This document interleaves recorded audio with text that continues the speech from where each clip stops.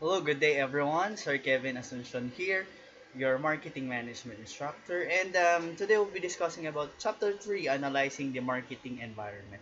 But before we move forward, let us define first what is meant by environment. According to our science subject, environment is the interdependence among living things to which synonymous to an ecosystem, and let's relate that to the business environment wherein the businesses are dependent into other people or group of people, before you make decisions. So our objectives for this session is you are able to describe environmental forces that affects the company's ability to serve its customer, explain how changes in the demographic and economic environment affects marketing decision, then identify the major trends in the firm's natural and technological environments, and then explain the key changes in the political and cultural environments. And lastly, discuss how companies can react to the marketing environment. So it's more on decision making of what is happening. So the last time in our discussion, we have mentioned about the internal environment wherein uh, we get to see the strategic fit of the company resources to the opportunities present outside the company. Okay, so let's start. Our marketing environments consist of actors or forces outside marketing that affects management ability to build and maintain successful relationship with target customer. If you remember in chapter 2, this the strategic fit in strategic planning. You see what you have, no, that's internal, and you pair it with external opportunities. So that studying the marketing environment allows marketers to take advantage of opportunities as well as to combat threats. So as also, it's marketing intelligence and research are used to collect information about the environment, including customers and the competition. You just not have to make decisions, but you are also you need to get information before deciding. Sabi nga ng isang uh, TV network, sabi niya ang matalinong desisyon ay mula sa tamang impormasyon. So you're basing your decisions out of accurate accurate and reliable and pertinent information. Okay? So we have two environments in marketing. We will deal with the micro environment and the macro environment. Micro environment are actors to close to company that affects its ability to serve its customers. So these are the first line environment, which is directly affects the decision making in the company. Then the macro environment is the larger societal forces that affects the micro environment. We'll be discussing that more later. Okay? So the microenvironment is the company itself, its employees, its decision makers, anyone inside the organization. No? So also the resources present in the organization. Also your suppliers. These are your direct environment, first line environment, because you get to deal with them for you to able to deliver the value to the customer. Then the marketing intermediaries, for you to deliver that value to the customer. Of course, your distributor should be part of your decision making. Your customer markets, your competitors, and the people outside. Those are the public. So the company itself are the areas department inside the company that affects the marketing department or planning strategies. And then we have suppliers. Actually, yun nga, what I mentioned earlier, this is a very important link in an overall customer value delivery system, because without these suppliers, you're not able to deliver that value to the customer, because you don't have that raw materials or capital goods to use for your business, to achieve the goals of your business. Provide resources needed to produce goods and services, and most marketers treat suppliers like partners in creating and delivering customer value. By the way, that's part of chapter 2. So partnering, no, in creating and delivering customer value. That's part 2.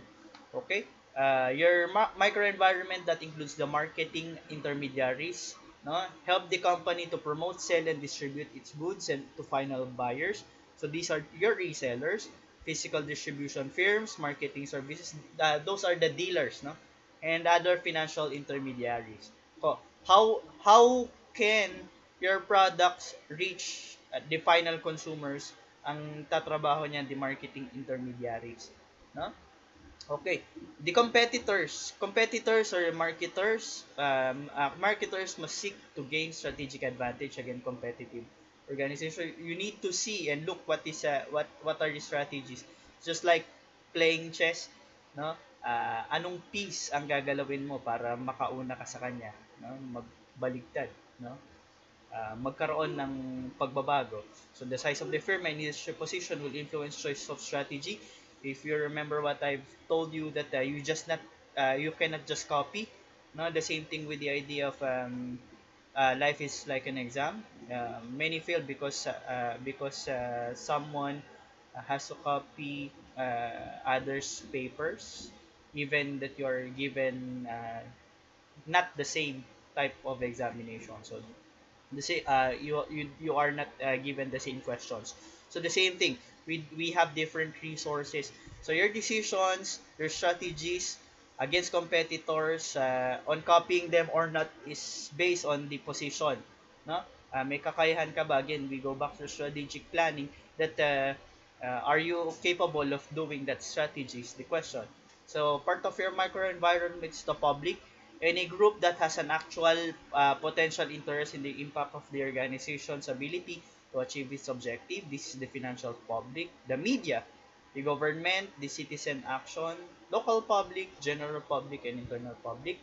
So, so yun outside, no? Decision making, though not really directly communicating with you, but they are affected with your decisions, as well as you are affected by what is happening, no?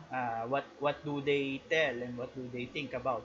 Okay, so customers, companies may target any or all of the types of markets that may purchase a company's goods and services. So these are your customers. Does not just include consumer, no, by the way. So hindi lang yung mga consumers like the huling gagamit o kakain ng produkto, no, o mabibigyan ng produkto is yung customer mo. Also, you can have these customers like businesses. So no, that's trade, no? That's you are dealing with other companies para gawin nilang capital goods yung mga produkto at serbisyo mo, no? And then resellers, the government may be a customer because they purchase goods and services from external people outside the government, and also outside, that's international customers, no, outside our country, no? So we go now to the macro environment. So how this differ to the micro environment.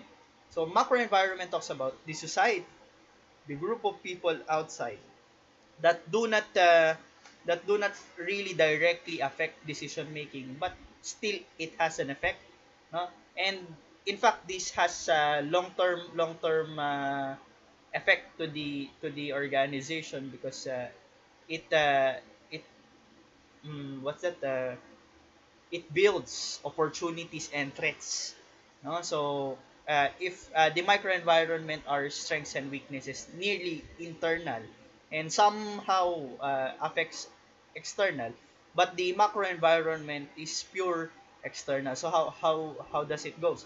So the company and all other actors operate in larger macro environmental forces that shape opportunities and pose threat to the company. So paano nangyayari yon? Ito yung mga yan.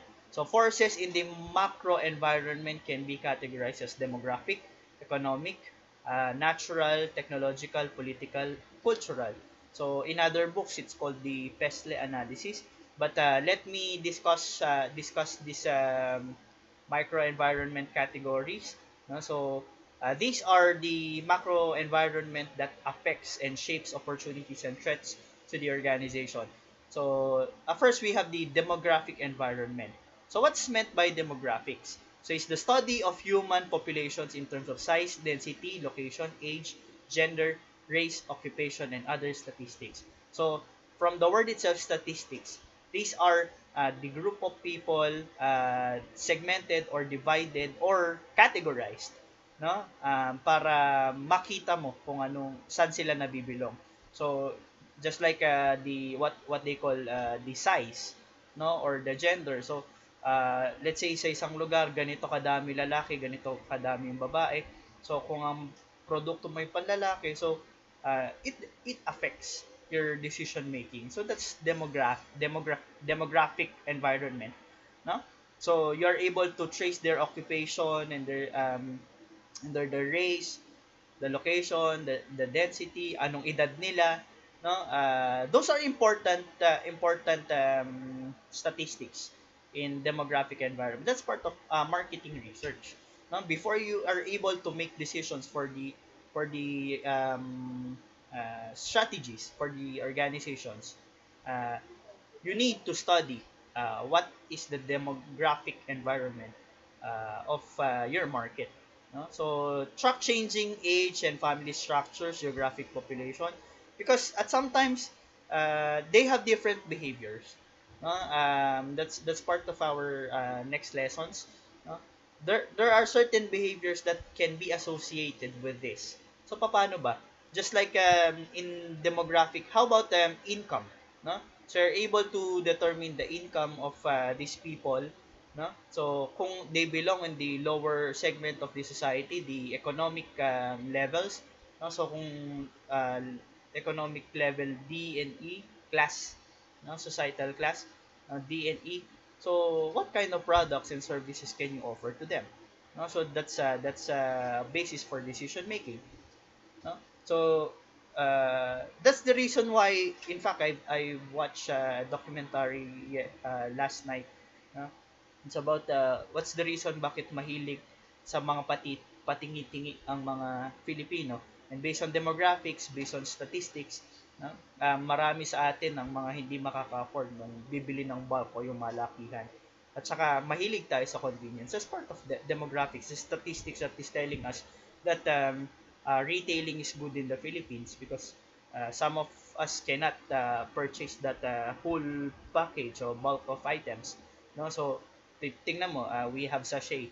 In countries like United States of America, I seldom see those retail package na nakasachet like Colgate and other products. Naka-tube sila. No? Sa atin, it's retail. The shampoo, the ketchup is also on pack and sachets.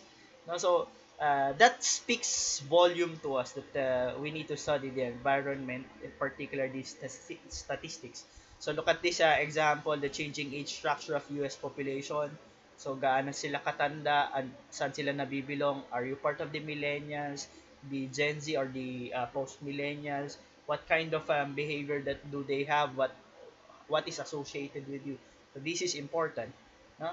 So that's the baby boomers. Let's just go through this. So those group of people differs, no, on decision making. No? So just like that, the married population and so on. No? Okay, so let's skip through these demographics since we have talked the general side. So that's the economic environment as well that consists of factors affect consumer purchase and spending patterns. So how many do you purchase? How many times do you purchase? So it depends on your changes in income distribution. Please take note of your lessons in economics wherein that's what we call the elasticity of demand and the elasticity of income wherein your purchases changes whenever your income and the prices changes as well, no? So ganun din, you need to understand what is happening with the economy, the purchasing power, the value of your money, no? So and also the what I mentioned earlier as part of the income, as part of this demographics, no?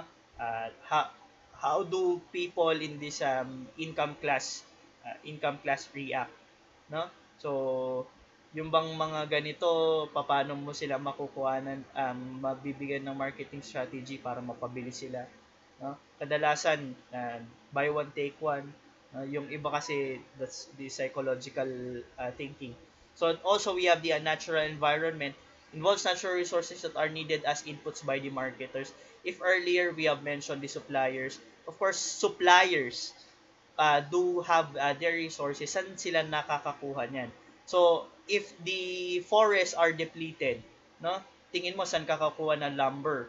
Kahit sinong supplier cannot supply you that lumber that you need for what you intended to do in your organizations. So, we are affected by the natural environmental activities, no?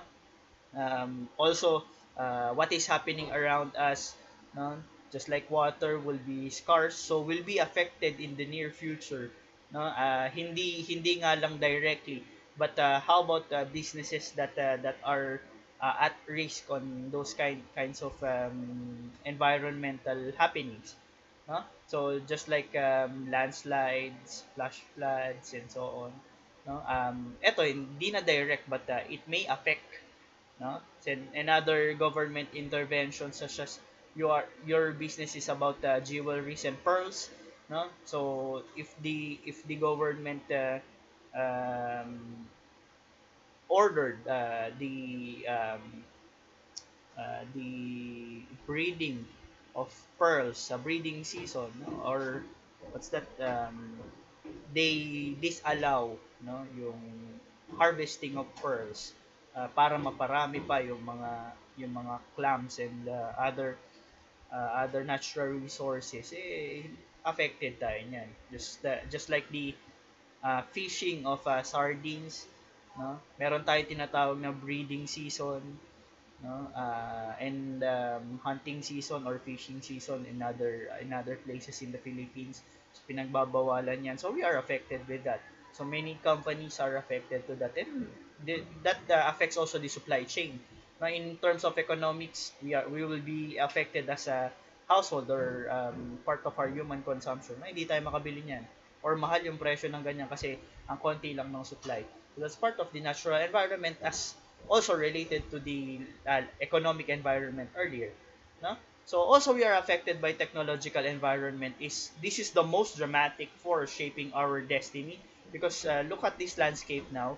Every companies are starting and even investing into technological advancement, no? So is your company affected by technological environment? At the very least answer is yes, at some factors such as the marketing, no? um, it may pose opportunities and threats as well, no? So it challenge is to make practical, affordable new product. Then government bans unsafe products and sets safety standards, resulting in higher research costs, no? And at a longer time to market for new products.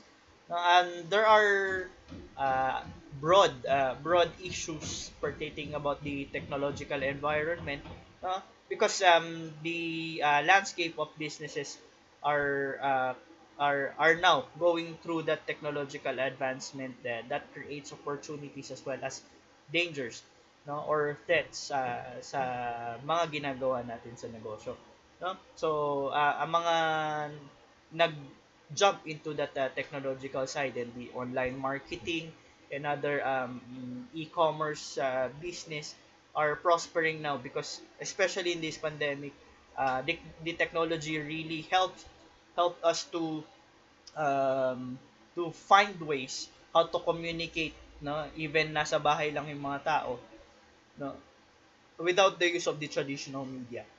So that's the technological environment. And also that political environment that includes laws na may kaugnayan sa natural environment kanina, at saka sa economic environment that includes laws, government agencies, and pressure groups. Those are associations outside the organization that affects us.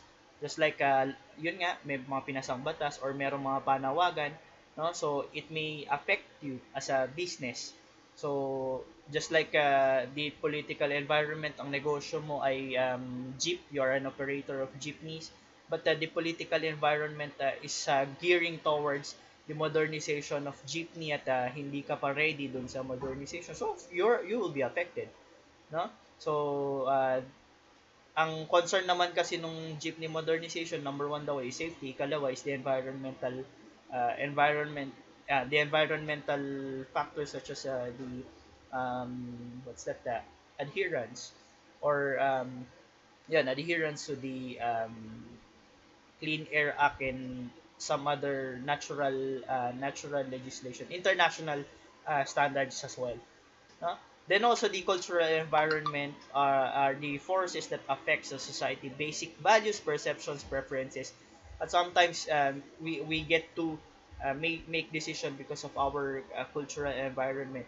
Ay, yung mga ganyan tipid, di ba? There are a group of people and part of their culture mas tipid sila. Na meron naman daw, masabi nila mga Kapampangan ay galante, medyo may basta daw magaday damit. Alis sila na maganda damit kahit na walang pera. I just don't know, pero I think some of our Kapampangan friends are in that kind of perceptions in life as well as the cultural environment that they are raised na maporma daw makapampangan and galante nga daw, so that's part of the decision making, no? So the cultural environment is the society's major cultural views are expressed in the people's views of themselves, how do they think of others, how do organizations react, and the people around them, the nature and the universe. So how do they see, no? No? The views of these groups, no?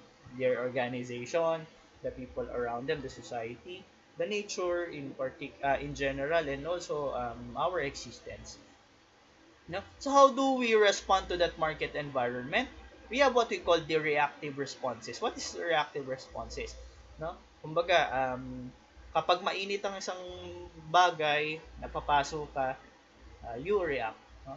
So many firms are passive and simply react to the changes in the marketing environment. But we have different perspective to that. A marketer, strategic marketer should be proactive, responder wherein before before something can affect you, no, gagawa ka na ng paraan. So some firms attempt to manage the marketing environment via aggressive actions designed to affect the publics and forces in the marketing environment. Ibig sabihin, bago pa mangyari, may ginawa ka na. No, I think Facebook is doing this. One step backward, two steps forward approach wherein uunahan niya na yung isang problema. I think you are able to encounter that um, even without noticing, Facebook is updating to solve problems, not just in the current problems, but address more problems that may happen in the future. No, in fact, Facebook is always asking you, no. So yun yung proactive responses bago pa mangyari. No? Okay, so responding to the marketing environment includes hiring lobbyists, running advertorials, pressing lawsuits, filing complaints with regulators, and forming agreements with the control channels. All of these are proactive. Yung pipigilan mo mangyari o um, you before pa dumating sa is makagawa ka na ng paraan para makaiwasan or mawala yung threat na yun. Huh? So, that's it. That's the environment we're in. In fact, the proactive approach is like that story in Facebook that I have watched. Parang isang palaka na nasa isang kaserola ng tubig na pinapainit. If you are the marketer inside that casserole na merong tubig, no? Nag-enjoy yung palaka, no? Habang nagsiswim dun sa casserole, but only to feel na habang tumatagal umiinit yung tubig at habang tumatagal hindi niya napapansin na nagbo-boil yung tubig at pwede niya ikamatay, no? So marketers sense that what is happening with the market. So before mangyari na mapahamak ka, that threat may trample your organization or your business. So you should be proactive of what can happen, no, from that environment. Okay? So that's it, ladies and gentlemen. I hope that you enjoyed our discussion this day. I hope to see you on to the next one. Thank you very much.